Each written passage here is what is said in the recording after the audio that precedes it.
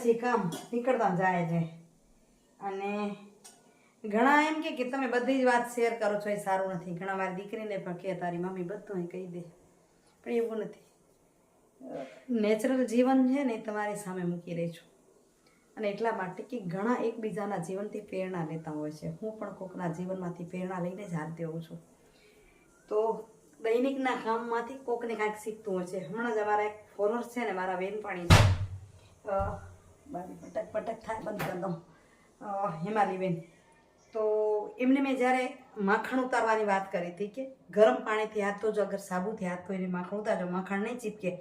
તો એને બહુ જ ગમ્યું અને કે ના ખરેખર મેં એની મારા જેવડા છે ઉંમરમાં, કે મને આ ખબર જ નહોતી કે એટલું સરસ મને ઉપયોગી ટિપ્સ થઈ કામ આવી ગયું. એ ટિપ્સ કઈ રીતે આપી મને બહુ ખબર ના પડે, પણ મારા કામમાંથી કોઈક શીખે અને હું જે કોકના કામ પાસે શીખી હોય કરતા જાય. તો અહીં આપણે દૂધ લઉં છું, હમણાં દેશી ગાયનું ચોખ્ખું દૂધ લઈએ છીએ. તો આટલી સરસ મજાની મલાઈ ઉતરે છે. પણ દૂધ ક્યારે ગરમ કરીને ત્યારે જ ક્યારે ઠંડુ થાય ન જમાવું, કારણ કે નહીં તો પાછી છાશ પર તર જામે. એટલે આ બધા લગભગ મોટે ભાગે કરતા હોય છે અને હું પણ લગભગ ગામડામાં રહેતી ત્યારે આ નહોતું ખબર, કારણ કે અમે તો કાચું દૂધ મેળવતા. પણ શહેરમાં રહીને શહેરની બહેનો કરતી એની પાસે શીખી અને તમને પણ કહી રહી છું. તો બીજા દિવસે આપણે દૂધને જમાવીએ તો જો આટલી સરસ મજાની મલાઈ પણ ઉતરી આવે અને મલાઈનું માખણ થઈ જાય. આજે રવિવાર છે તો મલાઈમાંથી ઘી બનાવી લઈ અને આ દૂધને સરખું કરીને કાઢી લઉં તો આની મલાઈ પણ નીકળી આવે. નમસ્કાર મિત્રો, કેમ છો? મજામાં ને? સ્વાગત છે તમારું મારી YouTube channel natural life with Tina પર. મિત્રો, આપ સૌ કુશળ હશો એ જ શુભેચ્છા સાથે આજના દિવસની શરૂઆત કરી છે. મિત્રો, આપ સૌને હરિઓમ અને જય લક્ષ્મીનારાયણ. હવે ભગવાન ઘણા આજ યાદ નથી કરવા, ખબર નહીં, મજા નથી આવતી. ભગવાનનું નામ લેવામાં મજા નથી આવતી એમ કહું તો તમને મજા નહીં આવે, પણ રૂટીને ક્યાંક બદલાવવું પડે. ચાલો, દિવસની શરૂઆત આજે 10 વાગે થઈ રહી છે, કારણ કે એસી બગડ્યું હતું એટલે અનિલનો સાળો આવ્યો તો રિપેર કરવા, એટલે રહી ગયું. અને હવે ઘરનું કામ કાઢું એ પહેલાં એમ થયા કે આજે રવિવાર છે એટલે દાળ ભાત મૂકી દઉં. તો દાળ ભાતને અહીંયા પલળવા મૂકી દઉં ત્યાં સુધી બીજું કામ કરી લઉં. આજે સતત એક પછી એક થયા રાખશે. અહીં ઉપરથી જો રજાઈ ઉતારી આવી છું. રજાઈ કહો તમે શું કહો, સિરક મોટી છે, 6 કિલો કપાસ નાખ્યો છે. પેલું બનાવીએ પેલું મોટું મોટું ને પછી ઉપાડવું પડે તો એ થાક્યા. પણ શું થાય, કર્યા રાખીએ. આ બાજુ ગાદલાને વીખી લીધું છે કે અહીં નાખવાનું છે એટલે રૂમમાં કરું છું તૈયારી. વીખવા માંડી, ખોલવા માંડી, ગાદલાને નીચું ઉતારવા માંડી તો એમ થયું કે એકલીથી પડશે નહીં, એટલે એમ થયું કે રસોઈ કરી લો. આ બધું થઈ જાય તો કચરા પોતા થાય. કચરા તો કાઢી લીધા, પણ પોતા પછી કહું, કારણ કે વળી ફરી પાછો કચરો થવાનો છે, રજ નીકળવાની છે. તો વિચારું છું કે શું કરું. વિચારતા વિચારતા ચાલો વિડીયોની તો શરૂઆત કરું. પડશે તો ઠીક છે, નહીં તો જોઈ લઈ. કારણ કે પલંગ ખોલવો અને પછી નાખવું એ થોડુંક મુશ્કેલ થઈ જાય છે. જોઈએ થાય એટલું કરી. થાય નહીં ને એટલું વિશેષ કરી લઉં ને પછી થાકી પડું, પછી અંદર ને અંદર કટાળો આવે, એમ રોઈ પડ્યા જેવી થઈ જાઉં. તો એ પછી વઢે પડે એટલે પ્રેમથી બધા એમ કહે કે થાય એટલું કરો, ન થાય તો ન કરો, ઉંમર પ્રમાણે કરતા જાઓ. પણ હજી મન એટલું નાનું હોય ને, મને એમ થાય હું તો બધું જ કરી લઈશ, હમણાં જ કરી લઈશ, ચપટી ભરીને કરી લઈશ. ઉપરથી ઉતારી આવીને આ બધા સામાન લઈ આવીને હવે નાખવા માંડું. વિડીયો થતાં થતાં એ બે નહીં થાય, વિડીયા વગરનું કરી.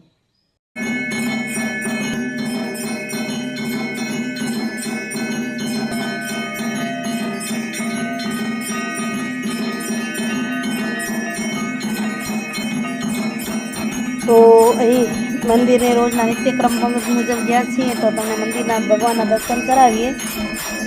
દર્શન કરી લો અને કારણ કે આ વિડીયો ચાલુ કર્યો નહોતો એ પહેલાં સવારે જઈ આવી, જ્યારે સંજોગ હોય ત્યારે આપણે વિડીયો કરતા હોઈશું. તો અહીં આરતી થઈ રહી છે તો આજે આરતીના તમે દર્શન કરાવીએ.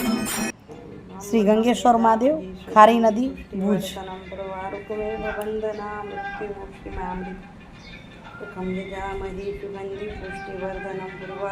આરતી થઈ આવે, લોટી ચડાવીને પછી જશું ઘરે.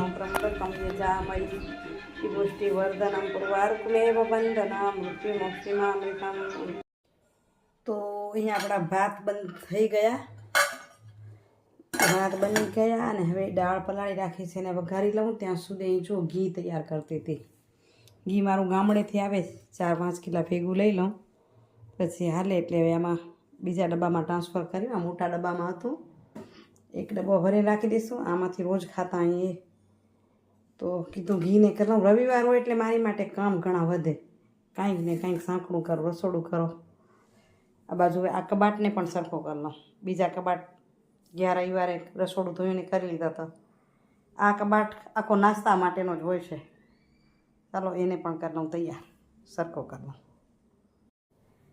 ઘીને તો ડબ્બામાં રાખી દીધું, પણ ઘી તમે કેમ કાઢો પછી ડબ્બામાં હોય ને? ઘી તમે ડબ્બા કે બરણીમાં હોય તો કેમ કાઢો? ઘણા બરણીમાં જ ઘી મોટે ભાગે લઈ આવતા હશે, પણ હું આ ડબ્બામાં લઈ આવું. તો હવે જો આ ડબ્બામાં આ ઘી સારી કોઠું હોય ને, એક પાવડું પણ હોય, પણ ઘી કેટલું મોંઘું છે, ફેંકાય ન ફેંકાય?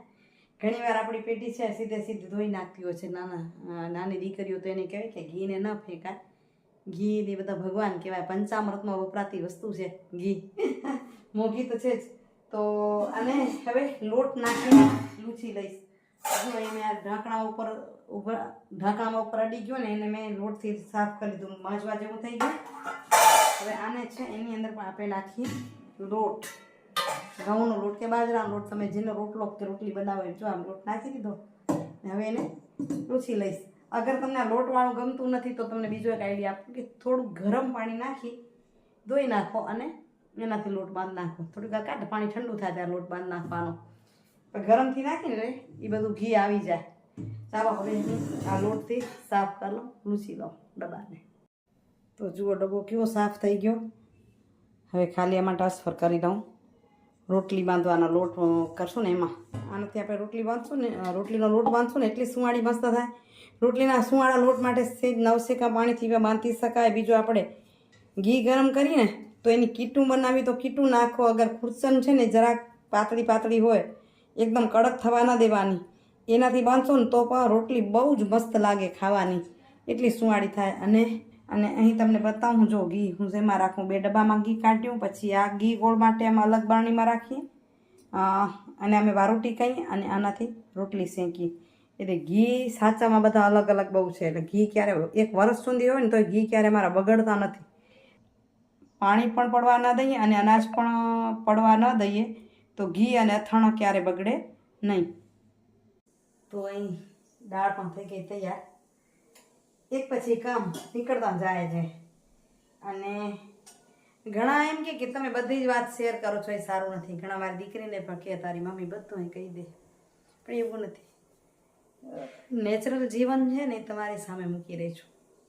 અને એટલા માટે કે ઘણા એકબીજાના જીવનથી પ્રેરણા લેતા હોય છે. હું પણ કોકના જીવનમાંથી પ્રેરણા લઈને જ હાલતી હોઉં છું.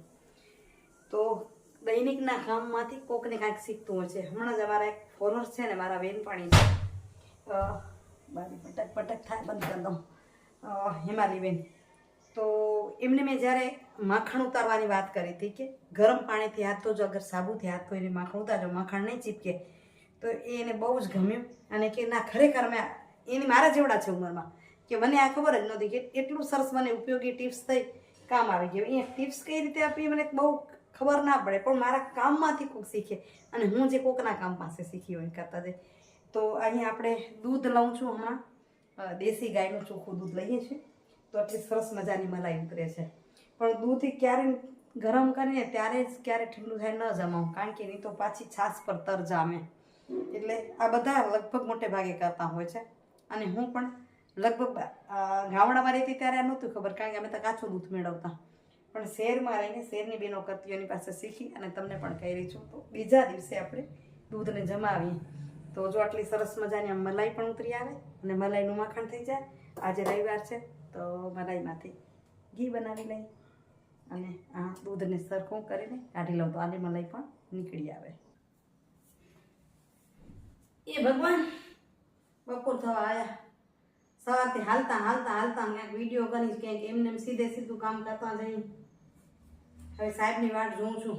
અંદર સિરક પડી જાય, કપડાં કાઢવા, પલંગ વીખવા તો મંડીથી થાકી જાય. લાઈ ઊંચી કરીને નાખવી ને હવે એની વાટ જોઉં ત્યાં સુધી એમ થયું કે સુવિચાર લઈ લઉં. તો આજના સુવિચારની જો વાત કરું ને તો એવી છે નીતિ પર. માણસની નીતિ શું હોય તો એ નીતિ પર આપણે આજે વાત કરી. જો માણસની નીતિ સાફ હશે ને તો ક્યારે રણનીતિ નહીં ઘડવી પડે. હવે કેમ કરશું, શું કરશું, ક્યાં જઈને કરશું, મન તમારું જો સાફ હશે તો રણનીતિ નહીં ઘડવી પડે. બાકી તો તમારી જે ભાવના છે એ કોઈકને સાફ કરી નાખવાની કે કોઈને દુઃખ પહોંચાડવાની ભાવના હશે તો તમે પોતે જ સાફ થઈ જશો. તમને પોતાને જ દુઃખ પહોંચશે. કારણ કે એવું કહેવત છે ને, ખાડો ખોદેવી પડે. તમારી જેવી નીતિ તેવો જ તમને મળે. એના પરથી વિશેષ વાત કરીને યાદ કરવા માટે નીતિની તો એ પણ હજી કહી શકાય. આજ સુવિચાર સાથે જોડું છું બીજા સુવિચારને કે વ્યવહારમાં નીતિ, રહેવામાં સ્થિતિ. વ્યવહારમાં નીતિને નહીં ભૂલવાની, જેવી સ્થિતિમાં રહીએ છીએ એને પણ ધ્યાન રાખવાનું, કઈ સ્થિતિમાં રહું છું. ખર્ચમાં પરિસ્થિતિ, ખર્ચ કરી ત્યારે પરિસ્થિતિને જોવી પડે. મને ઘણી વાર બધા કહેતા હોય, સલાહ આપતા હોય, આ બધું કરતી હોય ને, બેન આ લઈ લ્યો, બેન આ કરી લ્યો, તો મને મારી પરિસ્થિતિને પણ જોવી પડે ને. કંઈક કામ કરે એ કામ તમે કરી નાખો તો સરળ થાય, વિડીયોમાં બતાવતા હોય ત્યારે. પણ રહેવામાં પરિસ્થિતિ, ખર્ચમાં પરિસ્થિતિ, રહેવામાં સ્થિતિ તમારી કેવી છે અને ખર્ચમાં પરિસ્થિતિ તમારી કેવી છે. અને આપણાથી થયેલી આપવીતીને ક્યારે ભૂલવી નહીં. વ્યવહારમાં નીતિ, રહેવામાં સ્થિતિ, ખર્ચમાં પરિસ્થિતિ અને આપણા પર થયેલી આપવીતીને ક્યારે ભૂલવી નહીં અને નીતિ ચૂકવી નહીં. તો એ જીવન સરળ બને. બરાબર ને?